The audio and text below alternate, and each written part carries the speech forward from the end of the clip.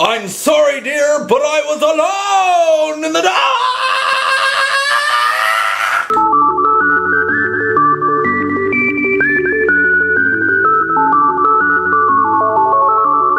The game begins with you putting the disc in and closing the console, while you wait in anticipation. Yeah! Alone in the Dark! One of the greatest, most anticipated games of 2008. Oh, Mr. Haloss, will we ever learn not to laugh? Yes, if you were anticipating awkward controls, horribly rendered texturing, bad camera angles, bad dialogue, cliche plot, disappointing ending, and some of the most flawless driving scenes that just make you want to scream. Oh, just walk from here. This game is one of the most absurd and entertaining games I have ever played. Oh boy! So get ready for Alone in the The plot? New York, New York! You're possessed by Lucifer, Lucifer. So a man named Crowley releases Lucifer's minions. I assume he's the antagonist or a very deranged protagonist. But no, you play as Edward Carnby, paranormal investigator, who... My God! Look at his face! You, Edward!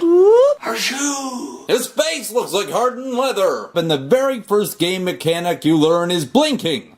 Yes, blinking. Now before this continues, I want to get one thing straight. I have seen men, women, and children practically blinking on a daily basis. But Edward, he was something different. I mean, Edward, man, there was a blinker. He got shot in the face by a rat by this green diamondized goo. And he didn't run to no fountain to clean it out and no doctor to get it operated on. He just absorbed it through blinking. Edward, man, what a bloody brilliant blinker. The stone is the reason for all of this. How did this happen? Edward had the stone first, you see, then it was stolen by Crowley. He turned him into a demon, then it was snatched by Paddington. He used it to set him free, now Edward forgot all his memories. So Edward has memory loss.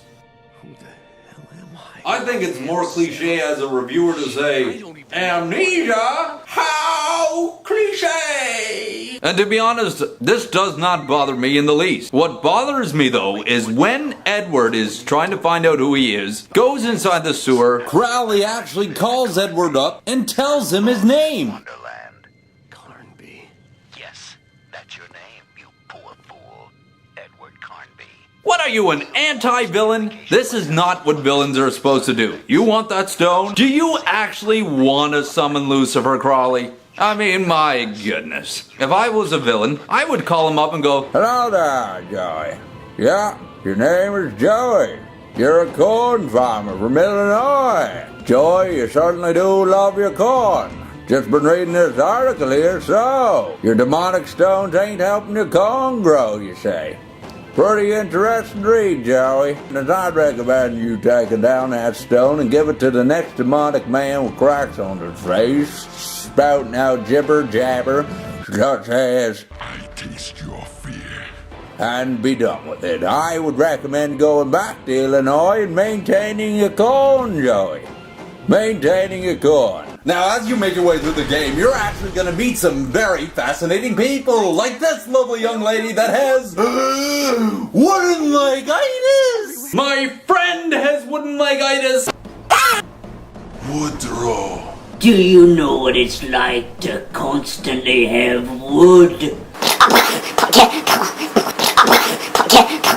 Maybe. And then we meet Sarah. The only great trait that she has is whining.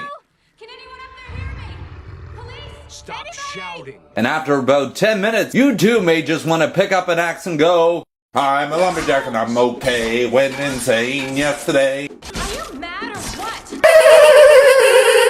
Now, an interesting fact. Edward is actually voiced by James McCaffrey, who did the voice for Max Payne. The pills would ease the pain. Not for this review, Maxi Boy! Also, you learn how to heal yourself through using spray. And it is Spray Brand Spray, the greatest spray you'll ever spray. Now this is where the game becomes laughable, where his body acts like a huge gravitational pull, fusing his clothes with his skin. Hey, Alfred. Yes? Where are you going? I'm going on a date. What will you be wearing? I'll be wearing my brand new two-piece fleshers, which infuses my skin with claw. Why would you do such a thing? Because it's the Edward Carnby way. And this is where I learned the dark secrets of Edward. Probably the biggest twist ever in a game. Stoli messaging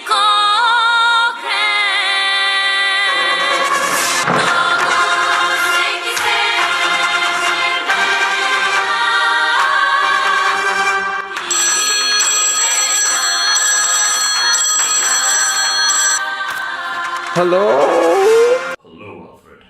My name is M450, and our kind have chosen you as one of the few to know the truth about the human race.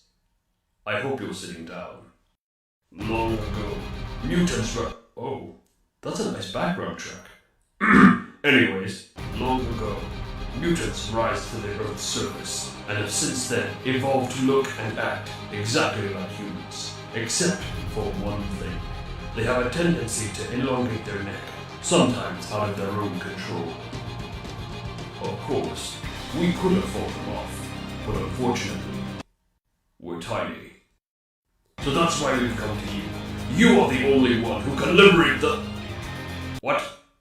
You wanted to speak to that true story guy? He's a bit busy right now. So to conclude, Dead or Alive Extreme 2 is one of the greatest games I've ever played. And you know I'm always right. You just don't want to admit it. This is one of those rare games that is worth playing just because of the graphical fidelity, as well as the... I'll leave a message if you want. Thank you. And good luck, you absurd man. Goodbye.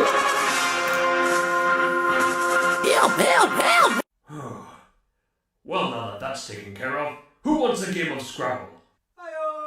I love scrabbled eggs. Playing the Alone in the Dark driving scenes really brought me back to my youth, where I too would slightly hit an object, forcing the trunk, my engine bonnet, my windshields, my roof, and all four doors to explode off my car, as if the gods needed it to be so. Also, when you hit jumps with your car, a slow-mo effect happens. From what I gathered from this game, if you do make the jump, an ambulance will appear out of nowhere. Now, when you don't make the jump, the ambulance teases you. And this is something I'm not for. I'm dying. Bing! I'm saved. I guess someone didn't make their jump. Now the story continues with Paddington giving Edward the stone and for some reason shooting himself in the head. I don't know why they couldn't just walk over together, but hey, I guess he just really wanted to impress his overacting teachers. Once you get to the museum, my god did this part make me smile. So you're trying to find Paddington. Where is he? You have to close your eyes and then... Paddington! Good God, Paddington, what happened? The god in this game must really have a sense of humor. Because... Oh, Paddington! God took your eyelids! I only assume God took his eyelids because he was very envious of Edward's notorious blinking power. Throughout the game, fire becomes your ally. And one of the mechanics is actually putting out fires. Edward Carnby, paranormal extinguisher! So the next mechanic is the inventory system, which acts in real time with no pause screen. But this reminds me of... MacGyver, MacGyver, MacGyver, it's MacGyver, MacGyver, MacGyver. I created the greatest invention, a fork for my spaghetti, a water bottle for my water. I can take my pills. You can create a lot of objects, including this useless one, which is a flare and a bottle and a Molotov with no liquid. I can find a use for this. I wish I had a light. Would you like a light from Alfie?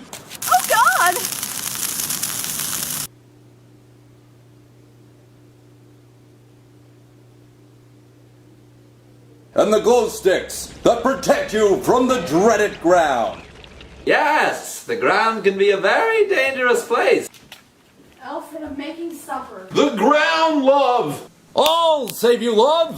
Oh, sorry, babe. What the hell, Alfred? What is your problem? I walk in to find you half naked on the couch with cereal everywhere. And what is up with the screaming I heard all day? Is that what reviewers do nowadays? Squeal like a little kid? And what's with the hat? I mean, it's not Christmas, Alfred.